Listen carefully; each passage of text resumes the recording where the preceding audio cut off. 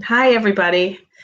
So this is going to be our last formal lesson that I will be taping and sending to you. So just a couple things that I want to say. Today I went into work and it definitely was pretty sad, to see that, everything was still left the way it was and when I left in March. And, it definitely was a sad situation. But hopefully we'll be back in the fall like normal. And another thing I want to talk about is grading. So the grading policy is that you are going to be getting a pass or incomplete. Okay, you're not going to be getting a formal grade for semester two, and then at the end you'll get a pass or incomplete. So if you've been doing work for me for distance learning and you were below a 64, it definitely will help you. If you haven't been doing any distance learning, then obviously you're probably not hearing this, and you're passing with your average, you're still going to pass. I'm not saying don't do the distance learning stuff, because this lesson especially is important. This is our last one. We're finishing the drug chart today. So anyway, if you have any questions about grading, I pretty much have corrected everything or went through and put in the completes for the last couple weeks. So check and see if you got your complete in there. Okay, let's get to it. So this is going to be long-winded because there is a bunch of drugs we're talking about, but very important ones, as usual. Okay, here we go.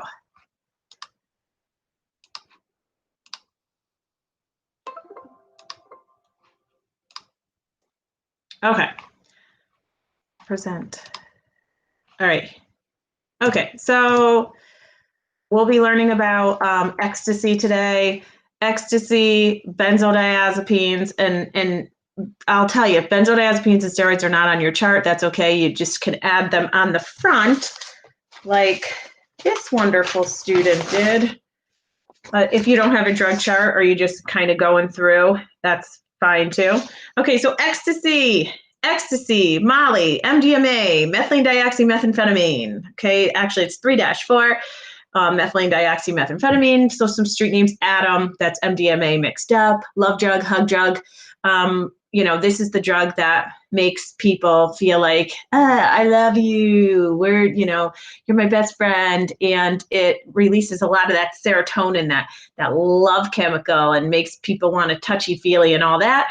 But of course, that could be dangerous because people end up engaging in other risky behaviors. It is a designer drug. So it is considered a stimulant and a hallucinogen, and usually in pill form. This is what it looks like. There's usually whoever is selling will sometimes have their logo on it. They'll kind of have their own little thing so people know where to buy it and who sells it. Or 1916, it was actually legal, like every other type of drug, and it was used to suppress appetites, make people, not eat, try to lose weight. It was used here again for a truth serum, marriage counseling. They figured if they give it to people in marriages that were struggling, they would be happier. It would make them love each other, but you can't force love, and you can't be on those drugs all the time. So obviously that didn't work. They gave it to people who had mental illness. Of course, that was not safe. Buyer beware. There's so many different things that could be in this besides LSD, aspirin. Actually, I was doing a little research too, and even deworming pills could be in that. Deworming, when an animal has worms in their poop. Mixing can be fatal, definitely, with prescription pills. So 1 out of 12 people lack a certain enzyme. There is another drug that we talked about, 1 out of 7 people that lack that certain enzyme. That means they can't break it down, and it can really put them at risk of having a horrible time on it or even be fatal. Okay, so some interesting signs and symptoms. Bruxism, it causes teeth grinding. That's what bruxism is. It really does. So people who use this, a lot of times they'll actually common to suck on a pacifier so their teeth won't grind. It is a big drug known for dehydration. So a lot of people who are on this drug will be pounding water, and it makes them sweat because, again, people are usually dancing. They look like they are dancing on a pogo stick. Loosens inhibitions, which means because this drug is taking over and they think that they love somebody or they, want to engage in sexual activity, and it can put them at risk for sexual assault, STDs, all that. Nausea, chills, tremors, incontinence. Incontinence means that someone just pees themselves and they don't know. Pretty common. They could be dancing on the dance floor. They're grinding their teeth with their pacifier and they're peeing themselves and they're sweating, which can cause hypothermia. Does not sound like a great drug. Hazards of use, seizures, heart attack, because who knows what's in it if somebody's allergic to it. Suicidal thoughts, this is usually after. Because of that large amounts of serotonin, 3 to 8 hours, usually the high will last. And after a person comes down, they are severely, severely depressed. So they can have suicidal thoughts. Stroke, kidney failure, yes, because this is a big problem, this drug. That's why a person needs to be drinking loads of water. Severe depression, long-term memory problems. It really affects the brain. Okay, benzodiazepine. So this is not in your chart that you printed, but you can write it on the front. Okay, so this person wrote it here. Benzodiazepines, really common, and they're really common for a person who uses cocaine and heroin. They will also use these. Probably one of the most common ones you've heard of, it's called Xanax. And this helps somebody with panic attacks. So some street terms: benzos, tranks, downers. Method of use by mouth injection. It is legal. So these are legal, but controlled because they're highly addictive, okay? And they are depressant, pill form in many different colors. They really can cause a person to be dependent on them. So used to induce sleep, relieve stress. So some examples: Klonopin, Valium, diazepam, Ativan, Transine. Okay, so these are examples of benzodiazepines. Used for panic attacks, PTSD, OCD, obsessive compulsive disorder. There's 24 different prescribed, developed in the 80s. There is a range of, oh my gosh, unwanted side effects. And these shouldn't be used on a regular basis because they are definitely addictive. This is like a picture of a war vet. A lot of war vets who had the PTSD, post-traumatic stress disorder, from war, could be prescribed these medications. So some signs and symptoms: what can happen if somebody's getting skin rashes, weight gain. That's a pretty common one, depending on how much, what the dosage is for some of these. Memory loss, because a person's like in that foggy state when they're using it. Fatigue, severely. Depression, if somebody's taking it for, before school or during school, it definitely causes them to be tired.